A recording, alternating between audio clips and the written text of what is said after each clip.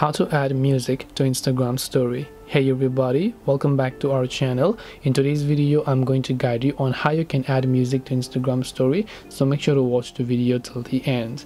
Now, in order to basically add music to Instagram story, it's very simple. All you have to do is open up your Instagram application, log into your account, and go on about uploading your story as you normally would do. So there's really nothing for you to worry about. Just upload your story as normal, and after everything has been done, now let us assume that you want to add music. So to add music, at the very top you can set different options, where one of the icon is of the music icon. So you can just tap on that little music icon that you can find here, and you'll find a search music bar over here. So all you have to do is just select a music that you would like to add in this case. Then you can select music only, or you can get this type of sticker or this type of sticker.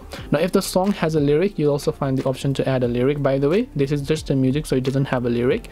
So you can also change the part of the song that you want to listen to. You can simply listen, and you can change from 15 seconds or lower to 14, 10, or whatever else it is you prefer. Then you can just tap the done button to save your changes. This way you can add music to your Instagram story. Hope this video was very helpful. If you have got any more questions, feel free to also leave them down below. Thank you for watching, and see you in the next video.